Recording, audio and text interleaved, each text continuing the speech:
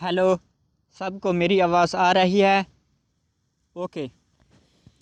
Crystal field theory (CFT) आखिर ये theory क्यों बनाई गई? वैलेंस बॉन्ड थ्योरी में कौन से डिफेक्ट थे जिनकी वजह से ये थ्योरी बनाना पड़ा? क्योंकि बहुत से ऐसे मालिक्यूल थे जिनको जानना, उनकी तमाम खसूसियात से आगाह होना वैलेंस बॉन्ड थ्योरी की पहुंच से दूर था। तमाम मालिक्यूल को जानने के लिए, उनकी तमाम खसूसियात को जानने के लिए CFT बनाई गई। हम देखते हैं defects in valence bond theory. VBT कहती है कम्प्लेक्सेस में या तो कोऑर्डिनेट कोवेलेंट बॉन्ड बनेंगे या फिर कोवेलेंट। कोऑर्डिनेट कोवेलेंट बॉन्ड तब बनेगा जब लिगेंड सेंट्रल मेटल एटम के वैकेंट d ऑर्बिटल को मुकम्मल तौर पर इलेक्ट्रॉन शिफ्ट कर दे। कोवेलेंट बॉन्ड तब बनेगा जब लिगेंड सेंट्रल मेटल एटम के d ऑर्बिटल के साथ इलेक्ट्रॉन की शेयरिंग कर ले। मगर CFT कहती है लिगेंड एनाइन के तौर पर एक्ट करते हैं, मेटल कैटाइन के तौर पर एक्ट करते हैं, इसी वजह से कोवेलेंट बॉन्ड नहीं बनता बल्कि आयनिक बॉन्ड बनता है। दूसरा डिफेक्ट, VBT में हाइब्रिडाइजेशन का कंसेप्ट इंट्रोड्यूस कराया गया। हाइब्रिडाइजेशन में जब SS ओवरलैपिंग होती है तो S ऑर्बिटल का इलेक्ट्रॉन S ऑर्बिटल में जाता है, ठीक है। जब PP ओवरलैपिंग होती है तो P ऑर्बिटल का इलेक्ट्रॉन P ऑर्बिटल में जाता है, ठीक है। मगर जब SP ओवरलैपिंग होती है तो S ऑर्बिटल का इलेक्ट्रॉन P ऑर्बिटल में चला जाता है। इन तीन किस्म की ओवरलैपिंग से तीन किस्म के कोवेलेंट बॉन्ड बनने चाहिए जिनकी स्ट्रेंथ मुख्तलिफ होनी चाहिए, मगर हकीकत में तमाम कोवेलेंट बॉन्ड की स्ट्रेंथ एक जैसी है। CFT इसको प्रूव करती है। ये VBT में दूसरा डिफेक्ट था। तीसरा डिफेक्ट, VBT किसी भी मालिक्यूल की मैग्नेटिक नेचर तो बताती है मगर एक ख़ास टेम्परेचर पर बताती है। CFT तमाम मालिक्यूल की मैग्नेटिक नेचर हर टेम्परेचर पर बताती है। अब देखते हैं points of crystal field theory. CFT कौन से पॉइंट लेकर आई? CFT का कहना है पॉइंट फर्स्ट, लिगेंड और मेटल पॉइंट चार्ज के। Point second point, ligand A9 के तौर पर एक्ट करते हैं, मेटल कैटाइन के तौर पर एक्ट करते हैं। थर्ड पॉइंट, लिगेंड और मेटल के दरमियान इलेक्ट्रोस्टैटिक इंट्रैक्शन होगा जो कि दो चार्ज के दरमियान होता है। पॉइंट फोर्थ, लिगेंड और मेटल के दरमियान बनने वाला बॉन्ड 100% लिगेंड। पॉइंट फिफ्थ, जब लिगेंड सेंट्रल मेटल एटम के वैकेंट d ऑर्बिटल के करीब आएगा तो लिगेंड और मेटल के ऑर्बिटल के दरमियान कोई इलेक्ट्रॉन की शेयरिंग नहीं होगी बल्कि आयनिक बॉन्ड बनेगा।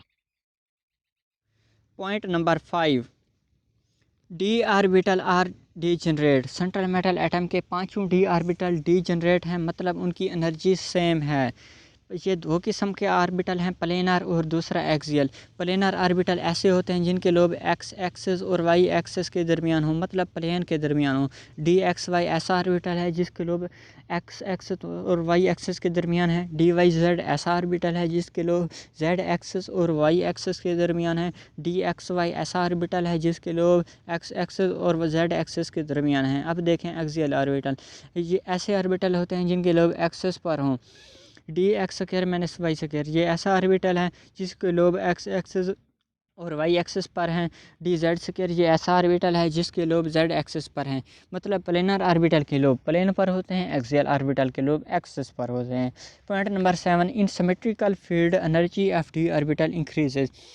मतलब जब लिगेंड सेंट्रल मेटल एटम की तरफ आ रहा होता है और बहुत ही दूर होता है तो सेंट्रल मेटल एटम के d ऑर्बिटल की एनर्जी बढ़ जाती है, दोनों की, प्लेनर की भी और एक्सियल की भी, क्योंकि लिगेंड की सीमत का पता नहीं चल रहा कि आया कि लिगेंड प्लेनर ऑर्बिटल की तरफ आ रहा है या फिर एक्सियल, क्योंकि बहुत ही दूर है। इसी वजह से d ऑर्बिटल की एनर्जी दोनों एक्सियल और प्लेनर की थोड़ी सी बढ़ जाएगी। Point number 8, types of orbital. ये दो किस्म के ऑर्बिटल हैं, प्लेनर और दूसरा एक्सियल। अगर लिगेंड अब करीब आ गया है मेटल ऑर्बिटल के और लिगेंड की सिमत प्लेनर ऑर्बिटल पर है तो फिर प्लेनर ऑर्बिटल की एनर्जी बढ़ जाएगी, क्योंकि पहले दूर था लिगेंड, पता नहीं चल रहा था कि लिगेंड प्लेनर ऑर्बिटल की तरफ आ रहा है या फिर एक्सियल ऑर्बिटल की तरफ आ रहा है। इसी वजह से दोनों की एनर्जी बढ़ी थी। मगर अब लिगेंड्स प्लेनर ऑर्बिटल के करीब आ गया है और प्लेनर ऑर्बिटल की सिमत में ही है, इसलिए प्लेनर ऑर्बिटल की एनर्जी बढ़ जाएगी, क्योंकि लिगेंड पर नेगेटिव चार्ज है, प्लेनर ऑर्बिटल पर इलेक्ट्रॉन है। लाइक चार्ज की वजह से रिपल्शन हो गई, प्लेनर ऑर्बिटल की एनर्जी बढ़ जाएगी, एक्सियल ऑर्बिटल की एनर्जी कम हो जाएगी, क्योंकि अब लिगेंड एक्सियल ऑर्बिटल की सिमत से हट चुका है।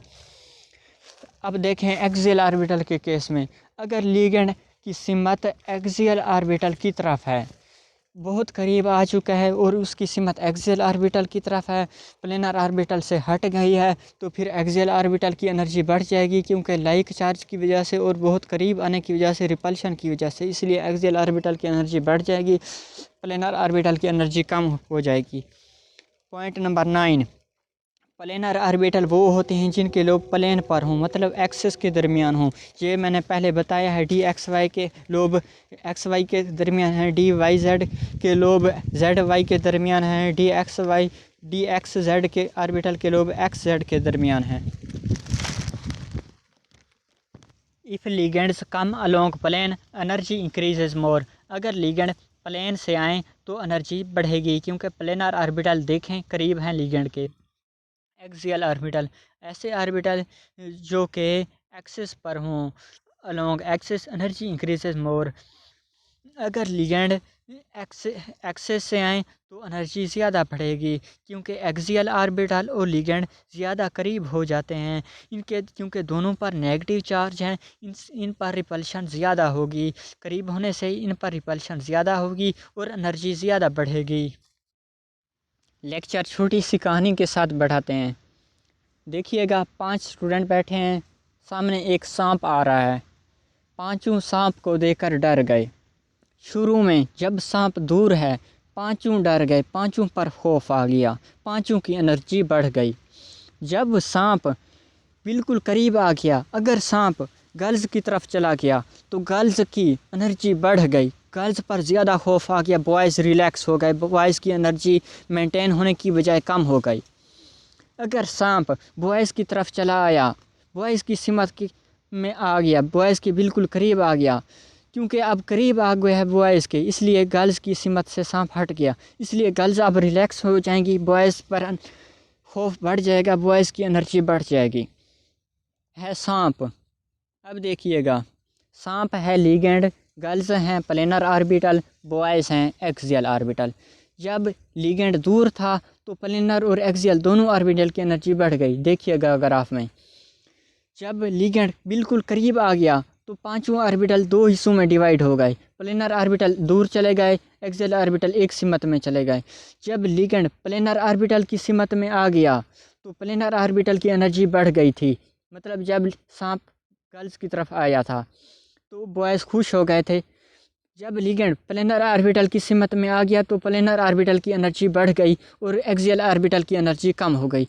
जब लिगेंड अगर लिगेंड बॉयज़ के मतलब अगर लिगेंड एक्सियल ऑर्बिटल के बिल्कुल करीब आ गया, एक्सियल ऑर्बिटल की सिमत में आ गया, तो एक्सियल ऑर्बिटल की एनर्जी बढ़ जाएगी और प्लेनर ऑर्बिटल की एनर्जी कम हो जाएगी, क्योंकि प्लेनर ऑर्बिटल की सिमत से लिगेंड हट गया। अब साइंटिफिक देखें, जब लिगेंड प्लेनर ऑर्बिटल के बिल्कुल करीब आ जाता है तो लाइक चार्ज की वजह से बहुत ज़्यादा, एक ही सिमत की वजह से बहुत ज़्यादा रिपल्शन होती है, इसलिए प्लेनर ऑर्बिटल की एनर्जी बढ़ जाती है। अगर लिगेंड एक्सियल ऑर्बिटल के सिमत में आता है और बिल्कुल करीब आता है तो एक्सियल ऑर्बिटल पर लाइक और लिगेंड पर लाइक चार्ज की वजह से बिल्कुल करीब होने की वजह से ज़्यादा रिपल्शन होगी और एक्सियल ऑर्बिटल की एनर्जी बढ़ जाएगी और प्लेनर ऑर्बिटल की एनर्जी कम हो जाएगी।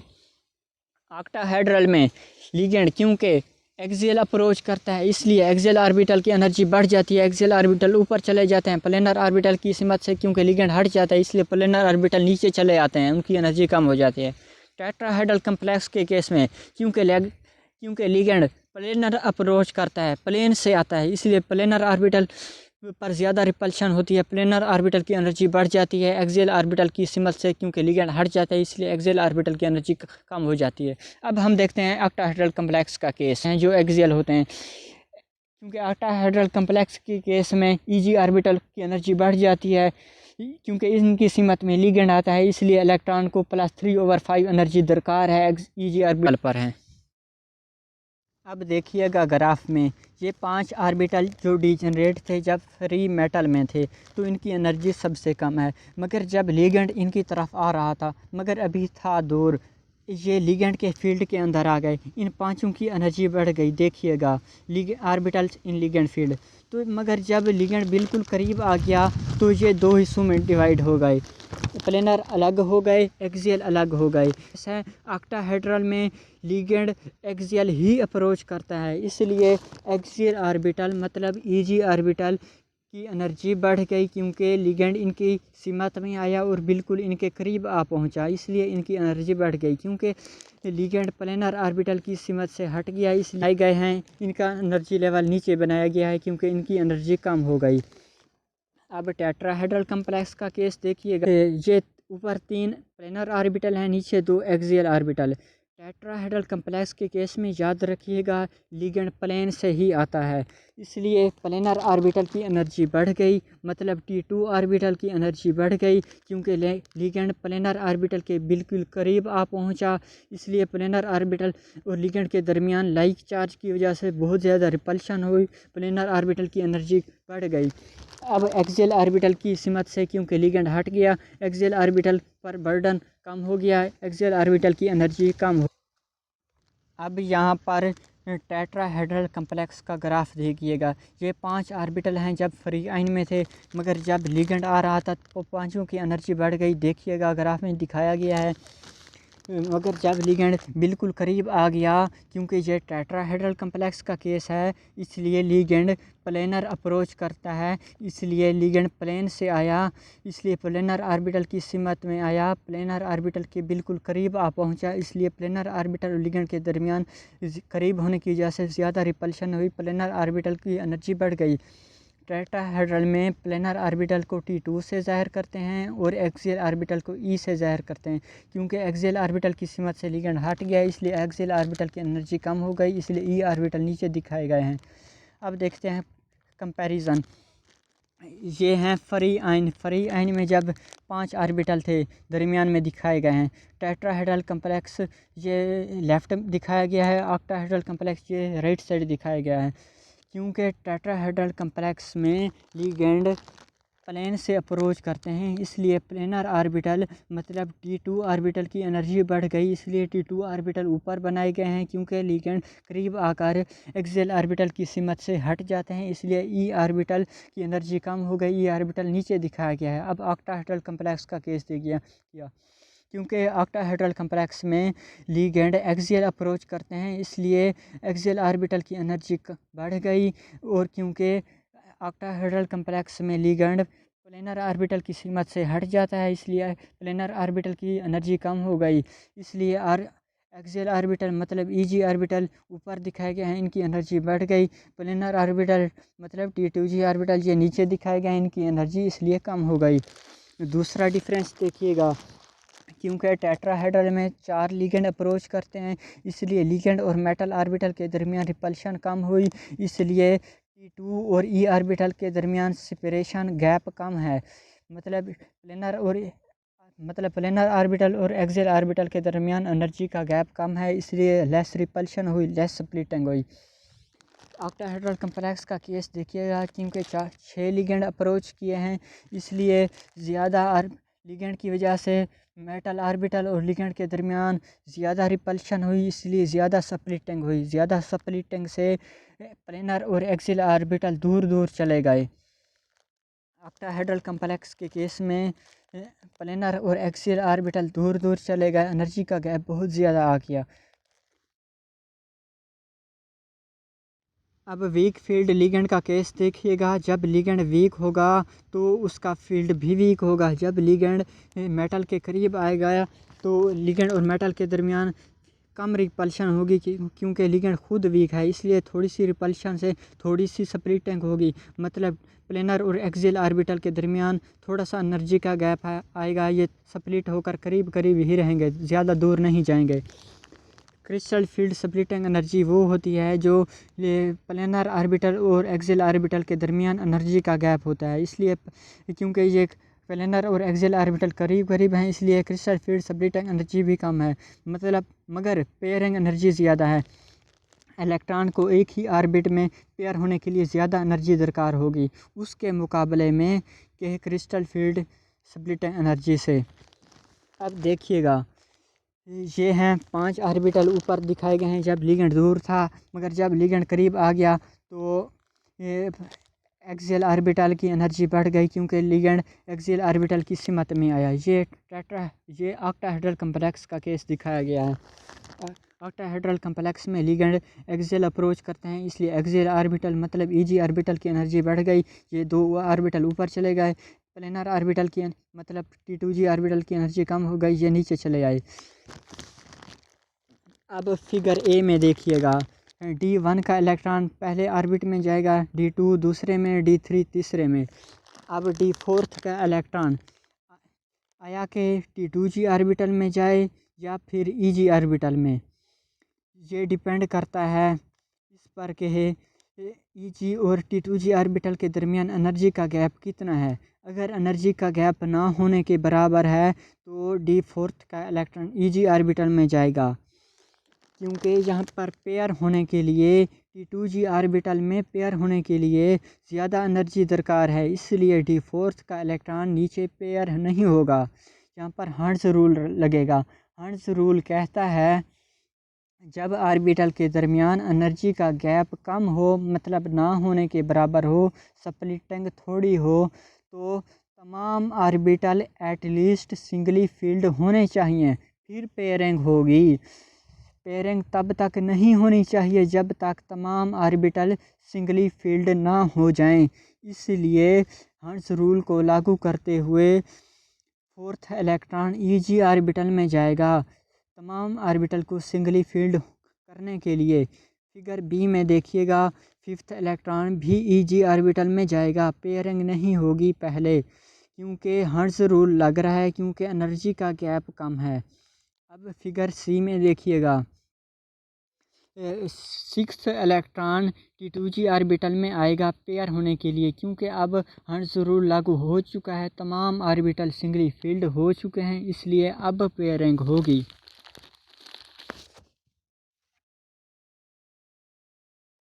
In case of strong field मतलब जब लिगेंड स्ट्रॉन्ग होगा तब उसका फील्ड भी स्ट्रॉन्ग होगा। जब लिगेंड मेटल ऑर्बिटल के करीब आ जाएगा तो स्ट्रॉन्ग लिगेंड होने की वजह से ज़्यादा रिपल्शन होगी, ज़्यादा स्प्लिटिंग होगी। T2G और EG ऑर्बिटल के दरमियान एनर्जी का गैप बहुत ज़्यादा आ जाएगा, क्रिस्टल फील्ड स्प्लिटिंग एनर्जी बहुत ज़्यादा होगी, मगर इलेक्ट्रॉन को पेयर होने के लिए थोड़ी एनर्जी दरकार होगी। अब देखिएगा, ये ऑक्टाहेड्रल कम्प्लेक्स का केस है, क्योंकि ऑक्टाहेड्रल में लिगेंड एक्सियल अप्रोच करता है, इसलिए एक्सियल ऑर्बिटल की सिमत में लिगेंड आता है, इसलिए एक्सियल ऑर्बिटल की एनर्जी बढ़ गई। एक्सियल ऑर्बिटल को EG ऑर्बिटल से दिखाया गया है, क्योंकि लिगेंड ऑक्टाहेड्रल में प्लेनर ऑर्बिटल की सिमत से हट गया, इसलिए प्लेनर ऑर्बिटल मतलब T2G ऑर्बिटल की एनर्जी कम हो गई, इसलिए प्लेनर ऑर्बिटल नीचे दिखाए गए हैं, नीचे बनाए गए हैं। अब देखना है D4 इलेक्ट्रॉन T2G ऑर्बिटल में जाए या EG ऑर्बिटल। यहाँ पर पोलिस प्रिंसिपल लागू होता है। पोलिस प्रिंसिपल कहता है जब ऑर्बिटल के दरमियान एनर्जी का गैप बहुत ज़्यादा हो, मतलब जब स्प्लिटिंग बहुत ज़्यादा हो, तो पहले पेयरिंग होगी, तब इलेक्ट्रॉन हायर एनर्जी लेवल वाले ऑर्बिटल, इसलिए D4 इलेक्ट्रॉन T2G ऑर्बिटल में पहले जाएगा और पेयर होगा।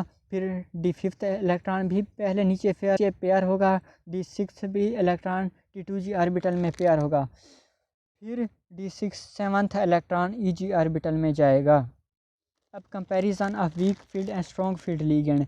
जब वीक फील्ड होगा तो स्प्लिटिंग कम होगी, EG और T2G ऑर्बिटल के दरमियान एनर्जी का गैप कम आएगा। जब लिगेंड स्ट्रॉन्ग होगा तो स्प्लिटिंग ज़्यादा होगी, EG और T2G ऑर्बिटल के दरमियान एनर्जी का गैप बहुत ज़्यादा होगा। अब दूसरा डिफरेंस देखिएगा, जब लिगेंड वीक होगा, क्योंकि EG और T2G ऑर्बिटल के दरमियान एनर्जी का गैप कम बनेगा, ना होने के बराबर होगा, इसलिए हर्ट्ज़ रूल लागू होगा। हर्ट्ज़ रूल कहता है तमाम ऑर्बिटल जब तक सिंगली फील्ड नहीं होते तब तक पेयरिंग नहीं होगी, इसलिए T2G ऑर्बिटल सिंगली फील्ड होंगे और EG ऑर्बिटल सिंगली फील्ड होंगे, फिर पेयरिंग होगी। स्ट्रॉन्ग फील्ड केस में देखिएगा, यहाँ पर पोलिस प्रिंसिपल लागू होता है, क्योंकि एनर्जी का गैप EG और T2G ऑर्बिटल के दरमियान ज़्यादा है। अब पोलिस प्रिंसिपल कहता है अगर एनर्जी का गैप ज़्यादा हो तो पहले लोअर एनर्जी वाले ऑर्बिट पेयर होंगे, फिर इलेक्ट्रॉन हायर एनर्जी वाले ऑर्बिट में जाएगा, इसलिए पहले इलेक्ट्रॉन T2G ऑर्बिटल में कम्प्लीटली पेयर होंगे, फिर सेवन्थ इलेक्ट्रॉन EG ऑर्बिटल में ही जाएगा। High spin complexes high spin complexes में लिगेंड वीक होते हैं, इसी वजह से कम रिपल्शन की वजह से लिगेंड और मेटल ऑर्बिटल के दरमियान कम रिपल्शन की वजह से T2G और EG ऑर्बिटल के दरमियान एनर्जी का गैप कम होता है। जब एनर्जी का गैप कम होता है तो हंट्स रूल लगता है। हंट्स रूल कहता है तब तक पेयरिंग नहीं होगी जब तक तमाम ऑर्बिटल सिंगली फील्ड ना हो जाएं। इसलिए तमाम ऑर्बिटल पहले सिंगली फील्ड होंगे फिर पेयरिंग होगी। मतलब हाई स्पिन कम्प्लेक्सेस में नंबर ऑफ़ अनपेयर्ड इलेक्ट्रॉन की तादाद ज़्यादा हो जाएगी। तादाद ज़्यादा होने से वो बहुत ज़्यादा स्पिन करेंगे, इसलिए उन्हें हाई स्पिन कम्प्लेक्स कहते हैं। लो स्पिन कम्प्लेक्स में फील्ड स्ट्रॉन्ग होते हैं, लिगेंड स्ट्रॉन्ग होते हैं। जब लिगेंड स्ट्रॉन्ग होते हैं तो मेटल और लिगेंड के दरमियान रिपल्शन ज़्यादा होती है। इसी वजह से ज़्यादा रिपल्शन से T2G और EG ऑर्बिटल के दरमियान एनर्जी का गैप बहुत ज़्यादा आ जाता है। जब एनर्जी का गैप बहुत ज़्यादा आ जाए तो वहाँ पर पोलिस प्रिंसिपल लागू होता है। पोलिस प्रिंसिपल कहता है तब तक इलेक्ट्रॉन हायर एनर्जी वाले ऑर्बिट में नहीं जाएगा जब तक लोअर एनर्जी वाला ऑर्बिट कंप्लीटली पेयर्ड ना हो जाए।